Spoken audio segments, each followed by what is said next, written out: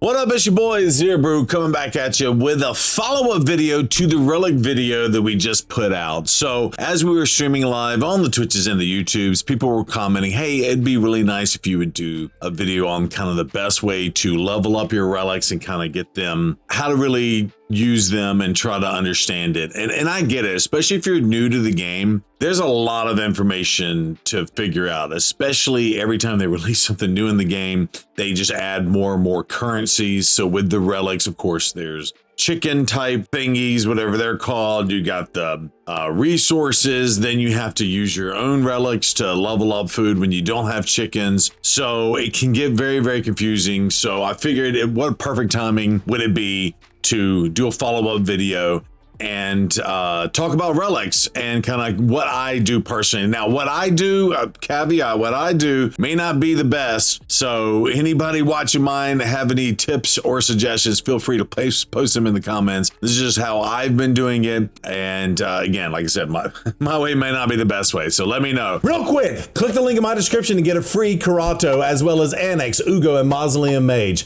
as you level up. Here's how to do it. Log out of Player and Play on a PC and uninstall.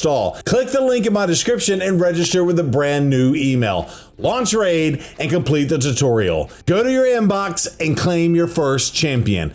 Get an awesome start in Raid Shadow Legends with your free Karata Fox Hunter as well as 3 epic champions. Hit the link below and claim them today. I'll see you in the game. Woo! So the first thing I do, just to get a good understanding, and this is probably just the first thing I want to talk about, it's not necessarily the first thing I do, but if you go to hillhades.com, shout out to the Hill Hades crew, you use this drop down Raid Shadow Legends, they do now have a relic tier list. You can see it right there, and you click into it. And then once you click into it, this is what it goes with. Now, between all the content creators or all the people that work for HH that are constantly making adjustments to this listing, and it does look like we have the new relics that are about to come in the game, and those are not listed in here just yet. But they are constantly updating this and keeping it going. I don't 100% agree with all of these. I can find some niche things. So I think that's probably tip number one is first, go to hh.com, go into the relic tier list and understand what you're doing. And what do I mean by that? For example, you've got this trash bin tier. Their suggestion is when you're making food, that you use these relics along this line here to level up your food, right? For me personally, and this is, I guess I'll say is tip number two, is always look at these relics because there is going to be valid use cases for this. So the way I look at relics, I look at them in two different ways, right? So one, you got to look at it like, what are we bringing to the table and will it work for a specific champion? The other thing you really need to look at these relics is what stats they're bringing to the table and how are those helping out my champions. I'm going to give you a perfect example here just to back up my point here is the Dryer Alt, which is this one right here. Yeah, Dryer of Ire, whatever it is. So Crockmore is the perfect champion for the Dryer of Art. And I will say, or Ire, whatever it's called, not all champions, you're going to be able to see this, but this is just a good visual example, okay, of what I'm talking about. So first of all, if you don't know Crockmore, really love this champion. I think he's a banger.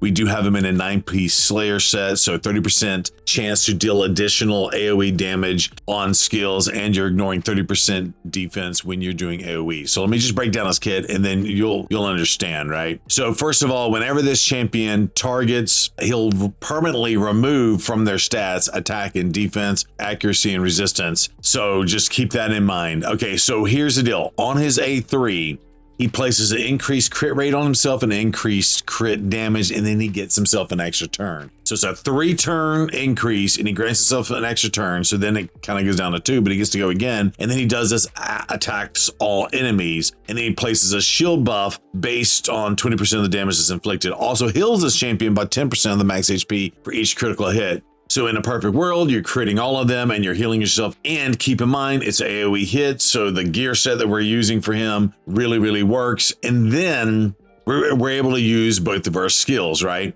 And then I'm going to show you his A1. So his A1, he attacks one enemy. And if that hit is a critical, meaning you don't weak hit or you don't, 3%, whatever, as long as it's a crit hit, he'll hit one person and then he'll AoE everybody else. So the first person who gets hit is going to get hit twice. But again, it's cool because his A3 grants an extra turn, gives him the boost to stats. The A2 is AoE, and then the A1, 9 times out of 10 will be an AoE hit as well. So again, taking advantage of that synergy of his gear. Now, the reason why I break all that down is you got to see but the draw to fire. Okay, so here's how I say, look at one, the stats they're bringing to this table. Okay, so if you did not see this, he is an HP based snooker. Okay. So, and I'm going to show you his total stats. So we've got 95,000 total stats on his HP, right? And that includes the 3,100 from the relic here. Now that attack doesn't help us at all. But again, the number one stat, which is the one that can get boosted the most, is HP. You can see this can boost up, but we have boosted it up to level 3. We could potentially take this to level 4 if we really wanted to. This is probably good for this relic. And that's probably step 3. Like, don't over boost relics. Like, get the extra bonus to it, boost it up a little bit, and then decide, do I want to spend my resources on a rare relic, on this one niche champion, or do I want to do a better relic that is an amazing relic, right? So that's probably step 3, and I did not know that that's what, tip number 3, I said step 3. Tip number 3 is, but use discernment on when you are leveling up your champions. Now, to finish out this ADHD diatribe, here is the wearer deals 5% more damage while using their default skill. All other skills are on cooldown. So this is why, again, this one is in the trash bin, meaning, hey, use this for other food. Because in reality, it's really hard to have all your other skills on cooldown without it trying to be like a niche thing and all that. However, a champion like Crockmore, who when he takes his first turn, he does his A3, then he does his A2. So I'm just saying, like, there are relics, and this is a perfect example of one that's in the trash bin. 99.9% of the time is trash. However, on Crockmore is amazing. And that's based on how Crockmore's kit works. You can almost guarantee that his skills are on cooldown after he takes his first turn. Any counterattacks after that, he's taking advantage of this extra damage. And again, we have him in the Slayer set, which also has another 30% chance of doing additional damage as well. So anyway, I just say all that diatribe to say, pay attention to kind of what's out there. And then wearer deals 5% more damage against enemies with full HP. So this is just a little bonus piece here too, but now you're starting to stack. Hey, if they're at full HP, 5% damage. Hey, we're using Slayer, extra damage based on AoE attacks. Hey, we're also ignoring 30% of their defense when we're using AoE skills. And now we have this another layer of 5% extra damage. And of course, we do have him with Helm Smasher as well, which it's behind me, you can't see, but 50% chance of ignoring another 25% defense on the skill. So like we're starting to stack and synergize, and now the relics are in the game. Some more power creep. But anyway, hopefully that all makes sense. So mid-video recap. Use the relic tier list, and there are other relic tier lists out there too. Use the one you think best suits you. Again, I like this one because they keep it updated. Step 2, just because it is in the trash bin doesn't mean it's necessarily deserving of the trash bin. I would say step 3, look at the stats on your relics too. Again, draw to fire, however you say it, exemplifies that because we have an HP based nuker, and the first stat on this is HP. So this one works, and then really just make sure it can work on your champion, or you can make it work on your champion from that perspective. And then final thought, keep in mind, you may not necessarily want to use your resources to book this up for an extra 2% damage when there are other, S tier relics, like I would say the Wand of Submission, for example. You would want to take that from the +9 to the +12. I think that's level 3 to level 4. I can never keep it straight. I just see the little numbers, and those do well. So again, that's the other tip, is prioritize which relics you are leveling up. Okay, now let's break down how to level up relic, blah, blah, blah, blah. Let's break down how to level up relics and how you should prioritize that. Okay, I know I said this at the beginning of the video, but this is how I personally do it, is I like to, and I'm a bit of a hoarder with my resources and stuff too. As you can see, I've got 33,000 of the of the relic thingies up here. This is how I do it. So I pretty much, if I want to use a relic, and see these are the ones that aren't equipped currently. So I need to do a full revamp of my champions and gear and all this stuff. I just don't have the time right now to do it. But typically what I'll do is I will take most relics that I want to use on a champion up to the +9, which I think is level 3. Now, it's easier on these legendary ones because they are already at level 3. So for example, I'll just show you here. So if I wanted to upgrade rank, I really just need to, not rank, sorry, upgrade level. That's also very confusing to me. So for a measly little 260 of these, the resources, I don't even know what they're called, T-Pain Starstones. They're called T-Pain Starstones. Okay, for a little measly 260 Starstones, we can take this up to a +9. Done and done, right? Yeah, and it's level 3 going up to level 4. So typically, that's what I'll do. I'll even do that with, like, say, a golden elixir, right? We'll take it up to its max level where it's currently at. So for 114 T-Pain Star Stones, boom, now it's a +6 golden elixir, right? And then what we do is, and typically I will use the food, but what I do is I kind of take them to where they're going to go and I let them sit there. And then I decide, okay, which champion am I going to put this on? And I use discernment on prioritization on how much I'm kind of using my champion, if you will, and how much, you know, where I'm using those champions, and then I will prioritize those relics, and then really based on how good the relic is. So I say Marius, he's such an amazing champion. We do have him with the cat's gaze, and it does provide the crit damage. The attack doesn't do anything for us. Eventually we could get defense. So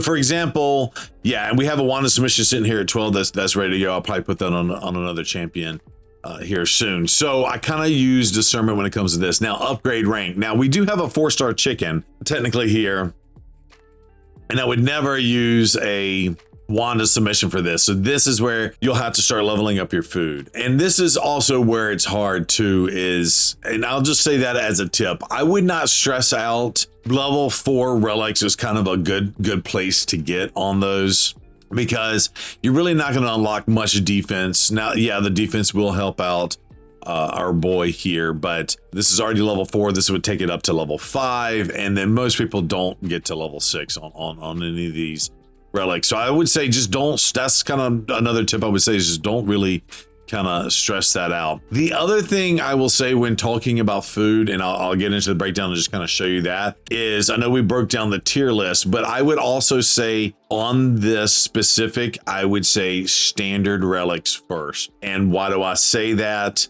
Is because with the standard relics, it's a 50-50 shot when you're pulling your relics. If you saw from our relic pulling video, it's a 50-50 shot of getting a standard relic. So that would be like the secondary tier list in here. So instead of doing the Dryer of Ire, for example, I would prioritize maybe the Unholy Grail or the Mask of Rage, because those are standards. Let's double check that to make sure. Okay, so all I did was just, I threw on the equip so we could see kind of what else I have out there. Mask of Rage actually works for Argaz, and that's another example of a champion where that it really works in the favor of, yeah, because Wearer receives 5% less damage from enemies under provoke, and he has the ability to constantly keep provoke out with his A3. If you don't know, the Unity champion for the orcs and kind of his kit, and he's got a heal that can heal all of your allies up to 50%. So keeping him alive is really good. So like a Mask of Rage, and again, we'll go over here and look, Mask of Rage right there, ding, ding, ding, ding, ding, as something to use as a food always. But Mask of Rage is amazing on him. And in fact, I would consider taking this up to level 12 and getting another 2% damage reduction on this. Plus HP and defense is really good on him as well. Don't really need the accuracy, but that's another example. But yeah, so my tip here is just, I would say, especially these Unholy Grails, right? It does give you attack and then HP, where it deals 2% more damage if they're under any debuffs. This actually isn't that bad of a relic. Me personally, I would consider this for a rare one. I would maybe even bump this up into a C tier. And again, this is where I say people have different different thoughts on that, but like Unholy Grail actually, believe it or not, would go well on a Rotos, because he's HP and attack based snooker. They're probably better relics to put on him. I was just using that as an example, but anyway, that's where I would start. Is you do see we have other relics out here now. again, just because it's a rare does not mean it's not good, right? So you got B tier, you got the Maleficent Talon out here as a B tier. This skull is whatever, the blah blah blah of undead is a member of the trash pile. So yeah, but yeah, you wouldn't want to use a Talon. So anyway, you see the point that I'm trying to make is, and I've used a lot of Talons out there on these crazy nukers. Hey, give me a chance to do extra damage when attacking, which is kind of nice. So that's kind of your tip, and then we'll just break down like really what you do from there. So this is just like any other leveling up items. You take lesser items and you level them up, like think champions and trying to upgrade a champion from whatever level they are or star tier. It's essentially the same thing. So we'll use a bunch of these unholy grails. You just go here, max it at 3, and then you say, okay, upgrade rank. I don't have any chickens, but in this case, we don't have like champ training events or anything like that. So we could use like another unholy grail to rank it up to level 2. Then you click into the upgrade level, upgrade it to level 6 here, go to upgrade rank. And I do have a couple chickens here I can use, but there are other level 2 items in here. But basically, you're going to want to just constantly keep doing that. See, this is where I wish it would get a little bit better. So we'll grab another unholy grail and we'll do the same thing again. Upgrade rank, max HP. Upgrade rank, use another unholy grail, boom, go to upgrade level. And actually, we're not going to do upgrade level. So this is where it does get very confusing. So we can lead this with the +3. It is technically now level 2, but you don't want to waste your resources. So we're going to do that a second time. We're going to grab an unholy grail. We're going to upgrade it to max. We're going to go to upgrade rank. We're going to grab another unholy grail. Okay, and we're going to leave this as is. Now we can go to upgrade rank and we can grab that +6 unholy grail, wherever that may be. Here's one sitting right here. Now, instead of using our chickens here, we can use the 2 unholy grails that we just took up. And you can see them right there. We leave them at the +3 because you don't need to waste your T-Pain star, what are these things called again? Star stones. T-Pain star stones on these. You essentially just get them up into these 2-star tier, which is why I wouldn't want to use this death bell, because I would probably take this death bell up like we're about to take this unholy grail up, right? Upgrade rank. Now we have a 3-star unholy grail. So let's say I want to take up this wand of submission. Well, I have a 3-star unholy grail sitting right here ready to use. I have a 3-star chicken that I can use. And so that death bell that we got sitting there, maybe we want to do the same thing. And we just basically repeat that process that we just did to get this unholy grail up to this level.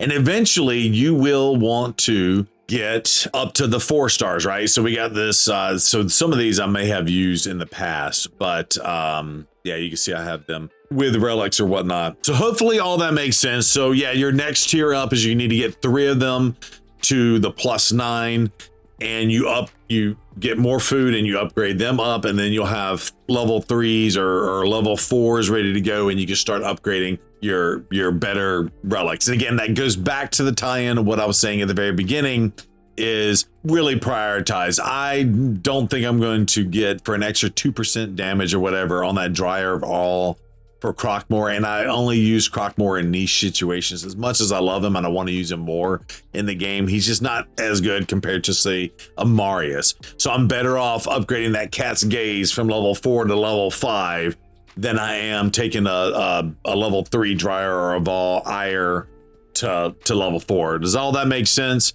Same thing with the Wands of Submissions, right? You want that extra 5% chance. So that's really it. You know, recap, kind of look at your stats on things. So attack and accuracy, that's what, for example, Carnage does. Plus he also places a bunch of debuffs. So this Coronet, for example, is really good at him. So eventually on longer fights, he can stack up to 30% extra damage, and attack and accuracy help him out. So really look at your relics for stats, and even those crappy, I say crappy, trash can things, that first level of stats can help out your champion. I guess that's kind of my final thought on this, is really just try to understand the synergy of the champion you're trying to put it on, the stats, and then also how's that synergize with the gear. And I can even show you the Crockmore. Again, we have all that AoE, ignore defense, and AoE extra damage. Drive our synergizes with adding even more damage on top of that, right?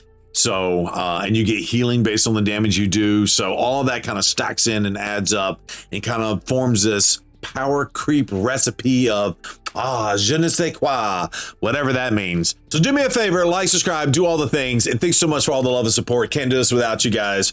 Zero Brew dabbing in, Zero Brew dabbing out, creepy heart hands. Bye.